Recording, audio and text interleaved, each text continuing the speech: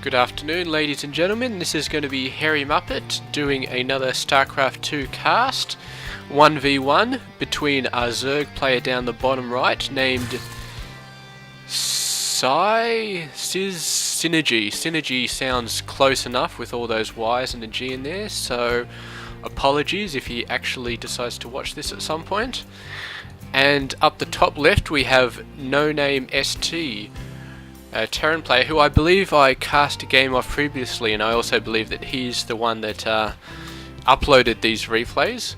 So I believe he won the previous one due to the Protoss tech switching to Void Rays against his Marine army. So we'll see exactly how he does this game, if he has a good a game then as he did previously. So we've got a I can't remember if we've looked at this map before, but we're looking at it now. This is the one with the very nice third base where you can take out these rocks, falls over, and it just ends up beautiful. So yeah, let's go ahead and open this. I haven't actually had a look at many of these other tabs, so let's just go ahead and check them out. Now this button doesn't appear to do anything. I've got the hit points set up manually in the options menu. I'm not going to bring that up though, because that pauses the game in a replay. Looks like the Zerg player is going to get very lucky here. The SCV didn't quite get to block that. He was obviously going for it, and if the Zerg had gone for a spawning pool first, then he would have been very surprised to see what happens when he actually goes down and tries to get an expansion. Meanwhile, the Terran player is doing a nice wall in, and we'll see if the Zerg actually goes for some pressure. I'm not sure if he will. Ooh, excuse me, he may just go for some more attacking units. Now, if we look at these other... This is what I was trying to find out once before. So that's a C. I want to follow. Is there any way to follow these guys? No, that's not it. Okay, I'm just going to have to back up of this. I know there's a button to actually follow a unit as it's moving around, but I'm not having any any luck actually finding it. So let's get the production tab back up, and let's start checking out a bit more of these that I haven't looked at so far. Spending, you can sometimes tell some things off this, but usually not. We can tell that the Zerg has put a bit more into his army, and the Terran's put a bit more into his economy, but it's not that much. We've had a look at unit structures, units lost. Unfortunately, that doesn't tell us which particular units have been lost, which is something I'd really like to see. That's production tab. Upgrades. This looks broken to me, so we'll just ignore that for now. Active forces. So that's a pretty good tab. This shows the army only. So if we look at the units, he's got 3 Zerglings and 2 Queens. So it's we'll say that makes sense. And APM, which shows that the Zerg is doing a lot more actions per minute than the Terran is, which is usually the case. Very generally, you'll see the Zerg has a lot higher APM than the Terran or Protoss does. And I wouldn't say for sure, but I'd say a lot of that is just selecting hatcheries and selecting the lava. Some people just spam the hell out of that just to get the drones up as quickly as possible, get the units up as quickly as possible, whereas the Terran can queue commands a lot better. So his actually buildings can queue multiple, so he doesn't have to spam click on them to actually build sequentially to make sure that his production is always going. Let's have another look. Effective actions per minute. I'm not sure what this calculation is, but I believe it's weeding out. It's like APM except it's weeding out certain actions, which if we have a look, is about the same for the Terran. That's not what I wanted. But it's a lot less for the Zerg, so I'm guessing some of those spamming actions over here are not counted in this efficient actions per minute. So it just shows the Zerg player is still a little bit ahead though, but we're going to go ahead to production. And I went through those actions because there wasn't much going on, but it took me so long that now there is actually quite a lot going on. We've got a Roach Warren up for the Zerg. He's moving into a Hydralisk Den off a lair, so he's going to go Roach Hydra, which is not a bad mid-game combination. Our Terran player's got his expansion up. He's got only one barracks, but he's moved into a factory, the starport. He's building a tech lab, so we could expect triple M and tanks off this player, I think. He did have a problem before where he didn't have a rally point for his command center, but he seems to have solved that by now. Yes, good for him. So yeah, he's playing a bit defensively here. He does have another command center. I'd expect him to plop it down here and break these rocks, and that'll put the Terran in an extremely good position. He'll have all the macro he needs, and with Roach Hydra, it'll be a bit of a pain in the ass to break through this and take some quick hits off some SCVs before the Terran army gets there to block it off.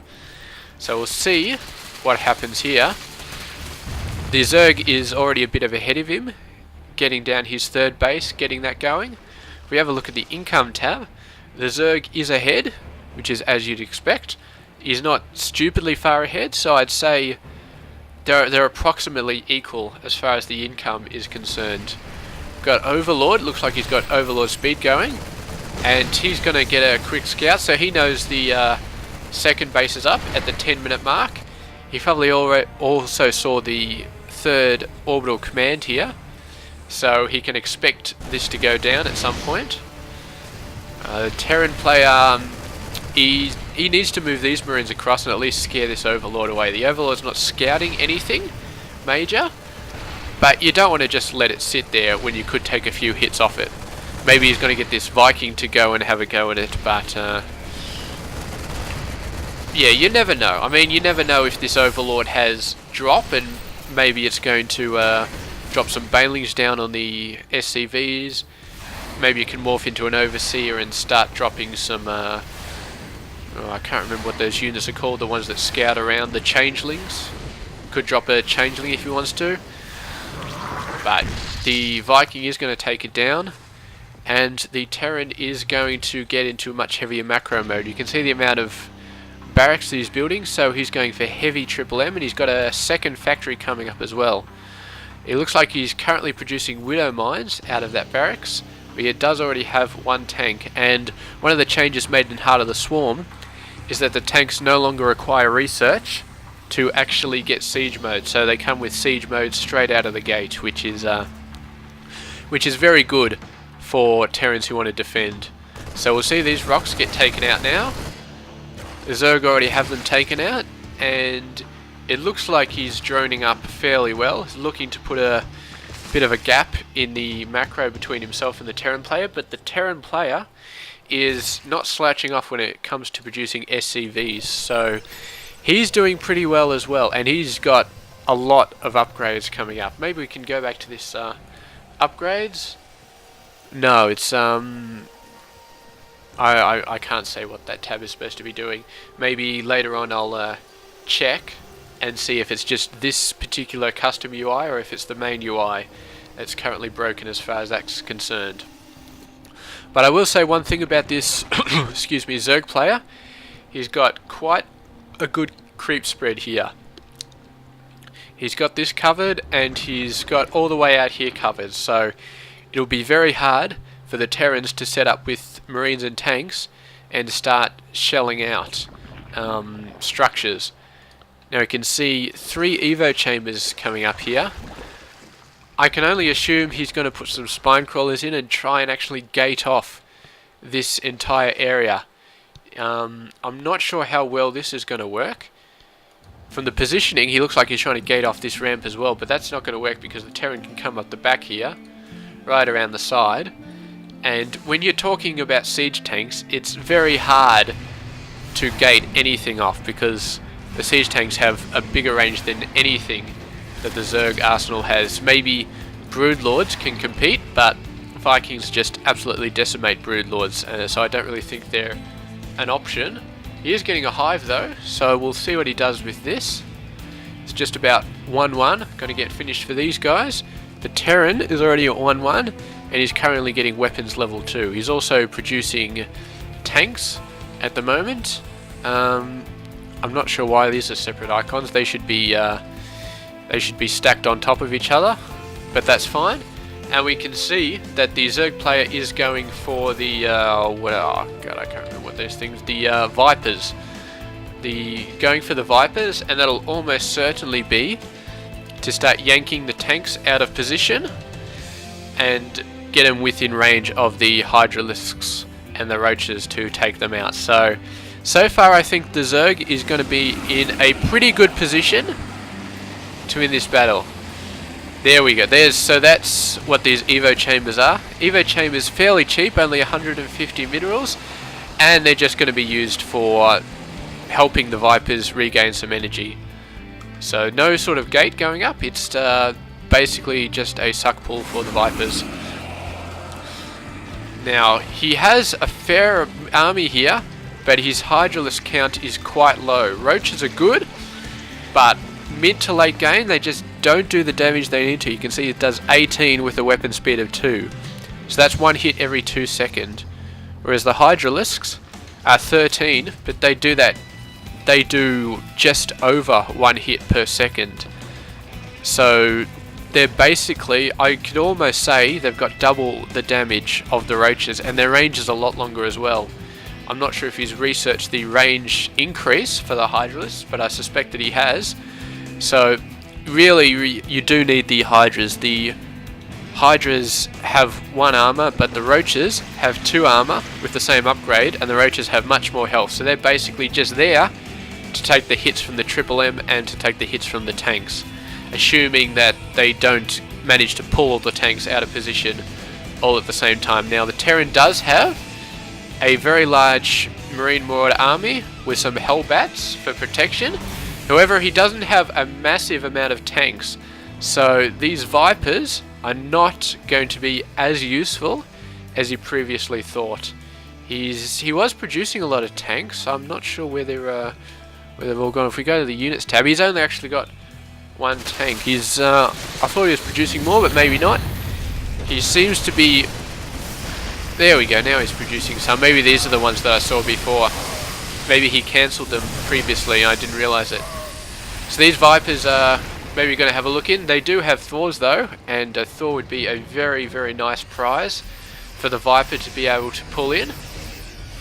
But the Thor was right up the back, so it's probably a good idea for him to keep it up the back. The Thor's hammers are going to be good for whittling down those roach numbers. They're not extremely good against Hydras. They're good enough, but they haven't got any additional benefits versus Hydras. This guy, not too bad though. That guy will do some serious damage to Hydras, but the range on this is very slow, so I don't expect him to actually get close enough to do any massive amount of damage to the Hydralisks. One thing I'd like to say is this creep spread is absolutely phenomenal, and it's going to slow down, well, not slow down the Terran, but it's going to stop him from pushing as far as he would want. I'd hope to see some scans around this area and all the creep tumors just get wiped out. There's the scan. So that should shove back this area of creep very, very quickly, which is exactly what the Terran player needs to do, because these guys are just, if he decides he needs to retreat, it's very, very hard on creep. But he does do the stim retreat there, so it's not a bad idea. He is definitely facing a very big force. He's actually maxed out, and the Zerg player is very close to being maxed out. So for now, it's just a case of who's got the better upgrades, and the upgrades are actually identical at the moment. So I really can't say who's going to win this battle. The Terran does have a fair amount of Marauders and a fair amount of Marines. He's also got quite a lot of medevacs, so he could do some damage here. But the Zerg army is looking pretty scary, but he's got a fairly large Roach army and not as many Hydras, so I don't know if he can do the damage that he needs to against these stimmed up Marines and Marauders. He's got a good concave here, and the Vipers, without any tanks or to really pull over, they've decided to use their other ability, which is the Cloud, which is going to stop the Terrans from attacking while they're under that cloud. And I think that was fairly devastating at that point. You can see the supplies actually not dropped as much. The Terran is building up a massive amount of units, and he is going to get right back in the game. So unfortunately he did lose a lot there, and his total resources count has gone down quite a lot, whereas the Zerg didn't lose that much. He's still got, I think, a fair amount of his army left. So on the next exchange, even if the Terran does manage to take down a lot of the Zerg, the Zerg will still be able to build up fairly quickly to get back into it. You see that Terran's got our 4th base coming down. It's mostly mined by mules now, but the good thing about that is killing off this amount of creep, whether he planned it or not, is not going to encourage the Zerg to scout out in this direction. So it actually turned out to be a fairly good move there, taking out that creep. The Zerg is thinking of pushing ahead though. He's got a planetary here. I suppose he's planning on putting that into a planetary fortress. But something tells me that this is not going to live long enough to become a planetary fortress. So we will see the Terran get a nice-ish flank. He could have waited a little bit longer before the Zerg got in to flank it properly, but unfortunately those workers would have been at risk. And here is where siege tanks would really have made a lot of difference, taking out those units there. Unfortunately he just hasn't made the siege tanks. I'm not sure, this seems to be a bug in the UI, those siege tanks still being shown there.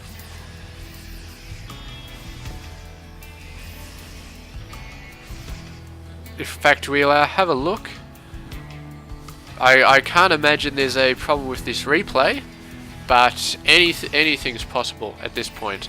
So we'll just ignore that for the start. We'll just say he's building a couple of tanks, a couple of Thors, and a massive amount of Marines. He's actually got some SCVs trapped in there, which is probably not good. They were running away from this base due to the command center getting taken out there.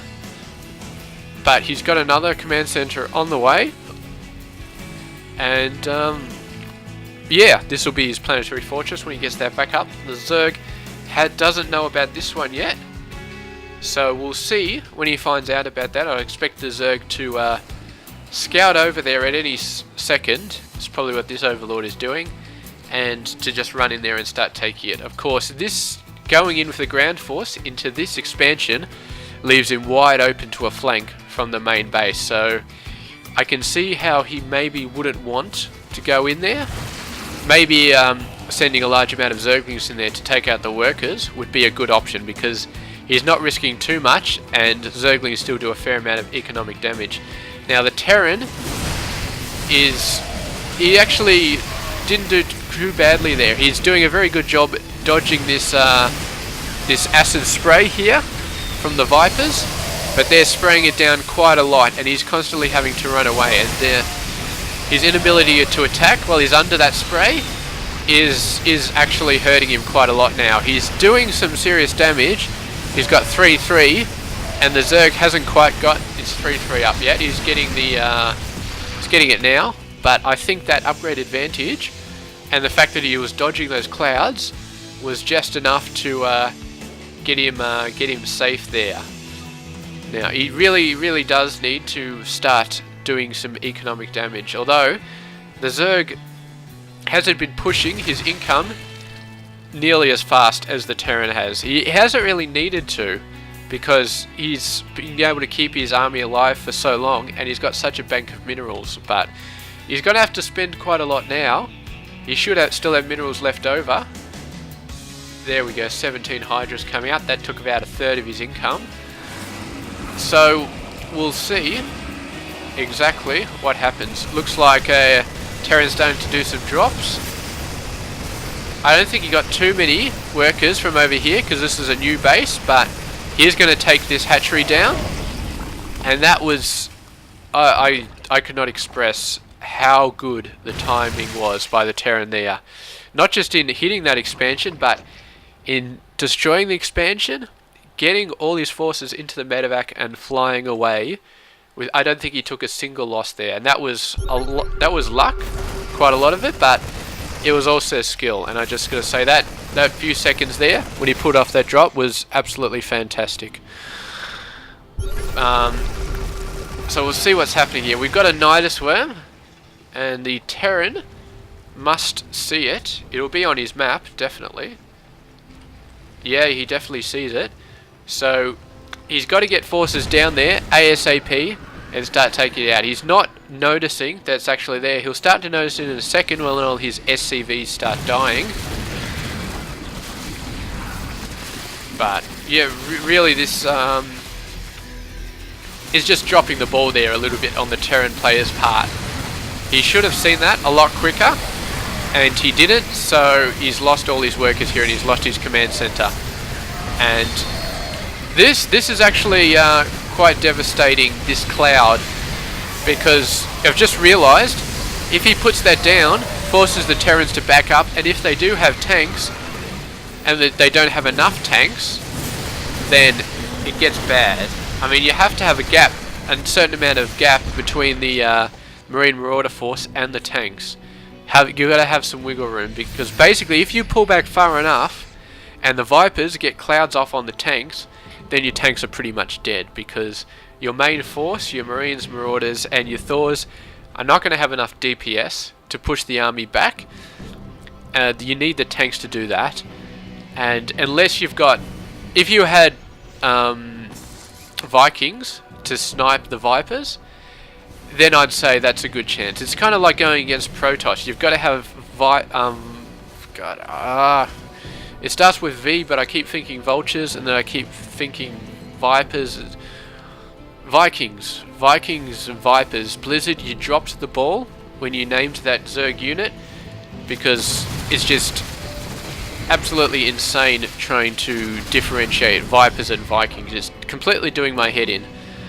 But regardless, the Vikings would do a very good job against the Vipers, and I'm not going to say that again because it's just too painful. So we've got a good job here. The Vipers were out of position a little bit. They were going over to the main base. I'm not sure what they were trying to accomplish over there, because I don't think that cloud actually stops SCVs from mining. But he did get in a bad position there. He didn't really get the clouds out, and the Terrans just wiped the floor with those Zerg forces. So he's going to make the most of it. He's going to go in here, kill a couple of drones, kill a hatchery. I'd like to see him try and push down here with a drop, maybe take out a lot of drones there. But he's doing the damage he needs to right now. And there we go. You see some Ultralisks on the field.